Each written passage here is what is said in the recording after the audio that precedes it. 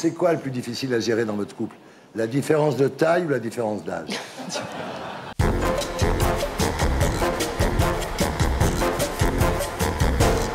Jeanne Lagardère, rebonsoir. Bonsoir. Je vous regardais arriver pendant la pub, 1m82, même assise, vous avez une vue à couper le souffle sur la calvitie de Laurent Baffy. Quelle calvitie? Vous avez des jambes immenses. Son grandin. Ça doit prendre du temps pour vous épiler, non? Oui, Ah ouais? à peu près 4 heures. Alors Jade, je préfère qu'on en parle tout de suite. Quand Laurent Baffy travaillait pour votre mari, Arnaud Lagardère, sur Europe 1, il a tagué « Fuck Lagardère » sur les murs. Oui, oui, je sais. Sur les, oui. C'est sympa. Sur les murs du studio. Parce Ouais. que j'encule les patrons, quoi. Ouais. Laurent Baffy. Il allé taguer I fuck Lagardère sur les murs du studio. Alors, si ça avait été vous, effectivement, ça aurait été une info. Mais de la part de Baffy, c'est vraiment grave. Il s'excuse d'ailleurs. Pas du tout.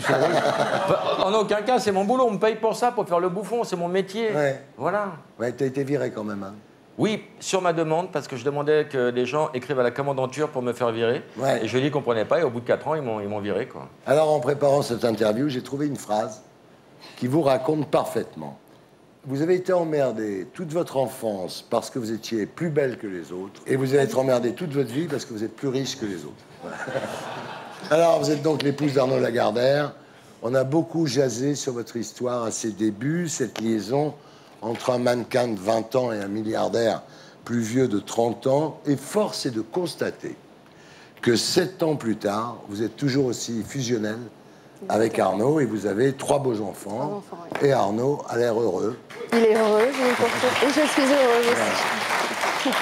Alors, Arnaud Lagardère a 56 ans, vous 26. Il mesure 1m65.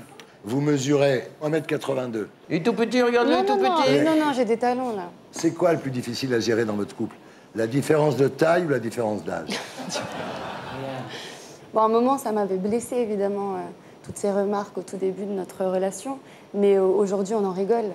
Parce qu'effectivement, des préjugés, il y en aura toujours, des critiques, il y en aura toujours. On ne peut pas plaire à tout le monde. Et voilà, moi, je suis une femme très heureuse, une maman épanouie. On a 3 magnifiques enfants et voilà. Ça plaît pas.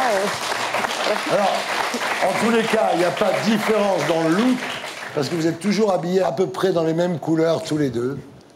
Voilà, donc quand il est en noir, vous êtes en noir. Parfois même, on les confond. Ouais. On aime bien ça sortir.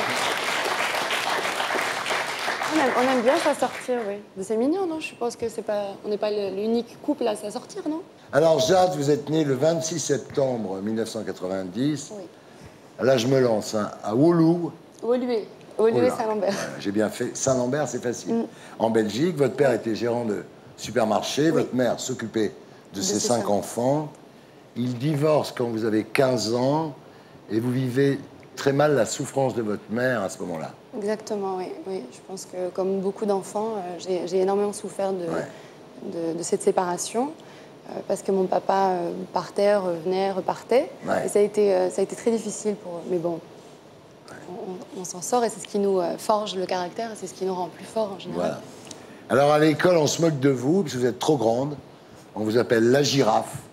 On vous appelle l'asperge. Bon, je suis pas à plaindre, hein. Je vais pas non plus faire mon petit Calimero. Mais c'est vrai que quand on est enfant, on a nos états d'âme et il y a des choses qui nous blessent et on a un dosage un peu différent de souffrance. Et c'est vrai que moi, j'en souffrais beaucoup. Et quand je revenais à la maison, ce qui me faisait du bien, c'était écrire. J'allais dans ma chambre et j'écrivais. Vous réfugiez dans l'écriture très jeune. Très petite. Absolument. Ça t'a grandi quelque part. Ça m'a donné beaucoup de maturité très, très jeune. Et le seul moment où vous oubliez ce complexe, c'est quand vous faites vos premières photos pour Carrefour. Ils avaient besoin d'une fille qui puisse porter une culotte 10 ans, mais avec un 85A. Il n'y en avait pas 50 000 et vous vous dites, là, c'est le moment d'y aller. Vous y allez et vous le faites.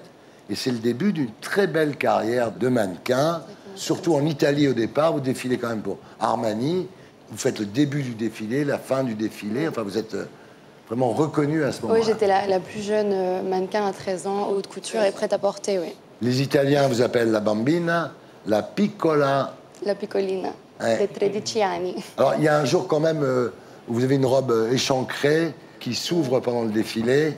Vous avez 14 ans, on voit votre poitrine, là, ça fait un scandale quand même. Ça a fait un scandale et pourtant le styliste m'avait mis vraiment du scotch juste avant de passer.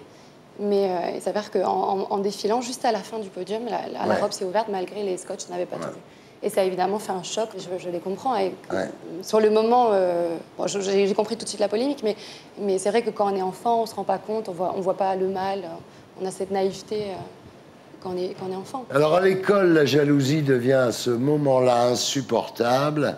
Il y a même un jour une fille qui vous fait tomber, qui vous crache dessus. Vous êtes bien renseigné. Et ça se termine à l'hôpital. Oui, je suis allée à l'hôpital. Mais je l'ai pardonné, Vous l'avez pardonné? Oui, parce qu'elle s'est excusée quelques années après. Ah oui? Alors je l'ai pardonné, mais je l'oublie pas. Alors c'est là que vous rencontrez sur les réseaux sociaux Richard Gasquet.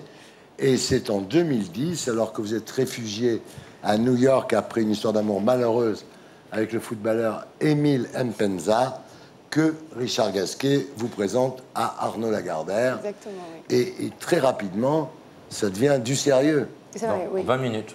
Ah non, je sais pas. 25, je dirais. 25 Oui, minutes, c'est oui, ça. le temps de se déshabiller. Oui, exactement. Vous l'avez fait beaucoup attendre quand même. Non, c'est vrai, on s'est pas vu pendant. Au début, vous ne vouliez même pendant pas 6 mois. donner votre numéro Elle à attendait Richard qu'il grandisse Gasquet. un peu.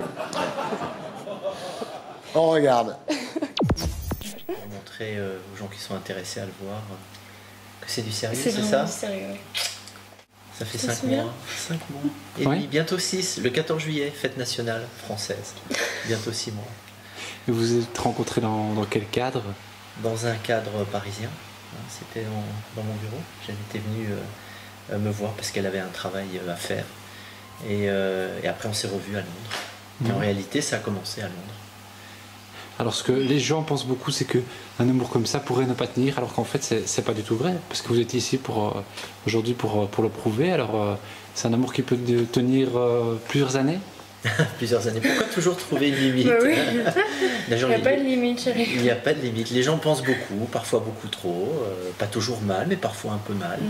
C'est pas de manière intentionnée, c'est juste parce que les gens aiment parler et aiment penser à la place des autres. En tout cas, nous, quand on pense à nous, on se donne pas de limite par définition.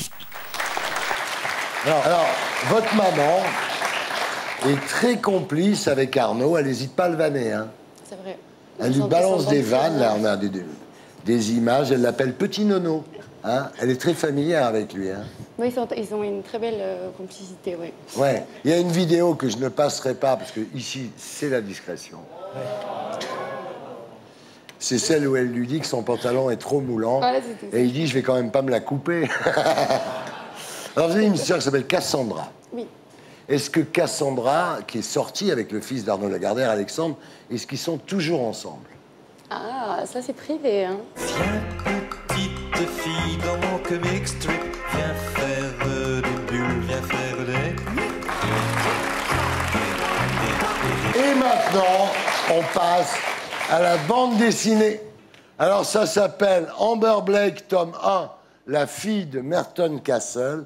Le scénario est de vous, les dessins sont de Butch Guice, et c'est publié aux éditions Glénat. Voilà.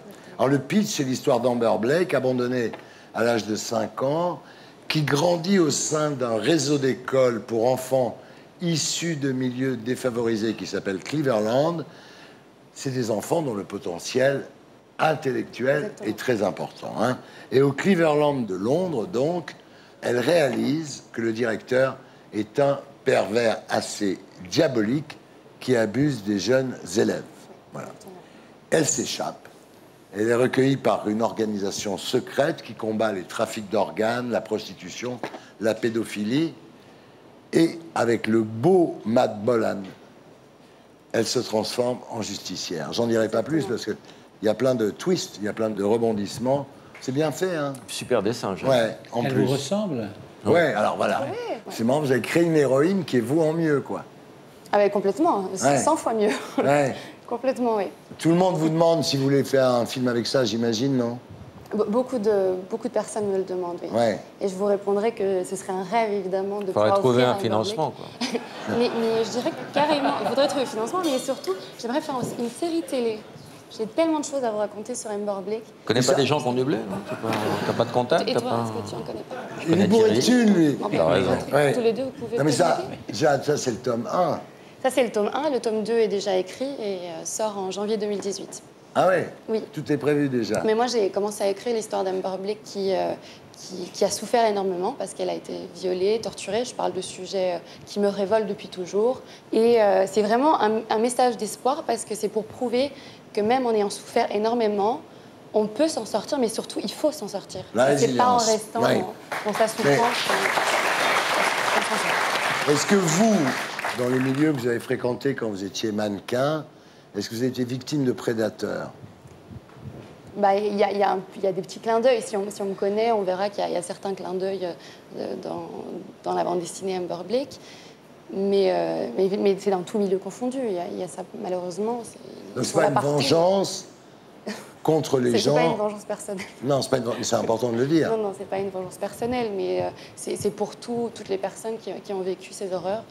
Moi, j'ai pas été victime de ça, mais...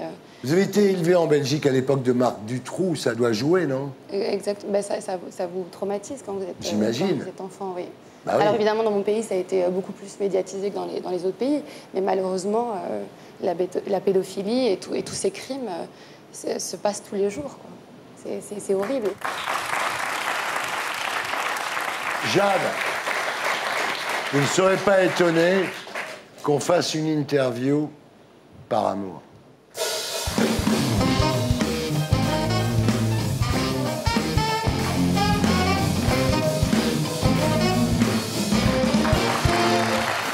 Jade, est-ce que par amour, vous pourriez vous convertir à une autre religion?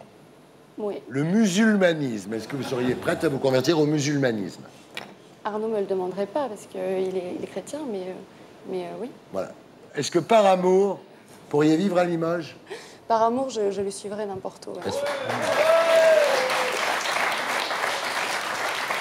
Est-ce que par amour, vous seriez prête à prendre 20 kilos? J'ai déjà pris beaucoup de kilos. J'ai pris 26 pour ma première grossesse, 28 pour la deuxième et 30 pour la dernière.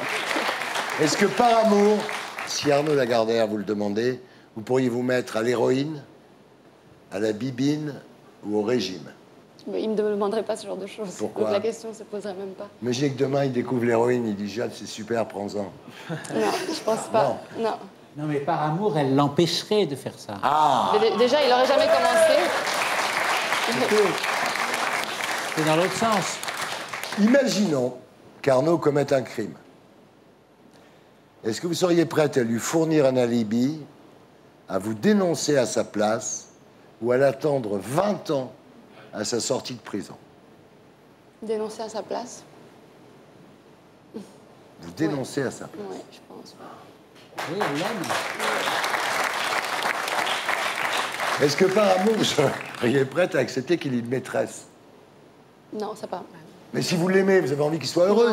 S'il est heureux avec la maîtresse... Non, c'est pas cool. Ça marche pas bien ton comportement. Est-ce que par amour, vous seriez prête à aller dans des clubs échangistes? Par amour. Ah non, c'est hors de question. Par amour. Par amour. Ah non. Un jour où on serait là. Je retire ce que j'ai dit, je suis pas prête à tout par amour.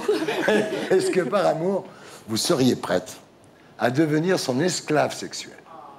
Vous en avez des questions? C'est Thierry Ardisson. Oui. Mais je le suis déjà, on vous l'a pas dit. Maintenant, il y a une question, qui est la question de Clotilde Courreau.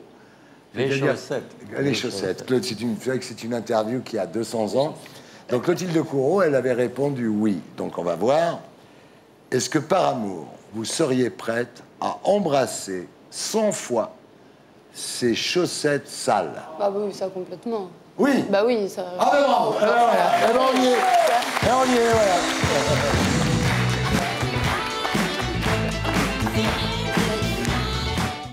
Et pour être sûr de ne rien rater de Inalarditube, abonnez-vous et mettez un pouce bleu.